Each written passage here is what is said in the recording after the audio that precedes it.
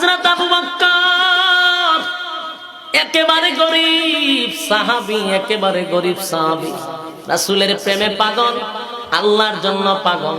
কিচ্ছু নাই রে, কেমনে দান করবে, ঘরে কিছুই নাই। ঘরের ভিতরে গিয়া বলে, বিবি রে, যুদ্ধ শুরু হবে, আল্লাহর পয়গম্বর আল্লাহর রাস্তায় কিছু দান করার জন্য চাইছে, আমার কিছু নাই, ঘরে যা আছে তা দিয়া দাও, আল্লাহর নবীর সামনে দেই, নবী যেন খুশি হয়, আল্লাহ খুশি হয়। ঘরের ভিতরে গিয়া কিচ্ছু নাই, যা কিছু ছিল একটা পুটলা বাইদা গাঠি লইয়া আল্লাহর নবীর সামনে আইনা হাজির করলেন। নবীজি আমার গাঠটিটা খুইলা দেখে, একটা বটি দাও, একটা লবণের বাটি, একটা পাতিলা, চামচ, এরকম কিছু জিনিসপত্র নিয়ে আসছে।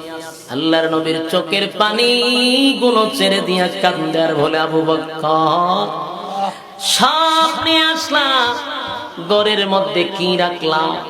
হযরত আবু বকর বলেন, নবী গো, ঘরে যা ছিল কিছুই রাখি নাই, আমার ঘরে আল্লাহ এবং তার রাসূল রেখে আসছি। একটা জবান বন্ধ রাখবেন, আল্লাহু আকবার বলেন।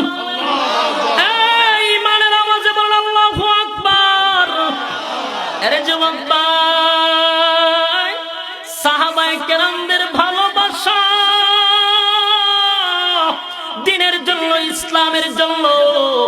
গরিব ছিল, একেবারে গরিব, ঘরে কিচ্ছু নাই, কিন্তু আমার রাসূলের বেরাজ করে নাই।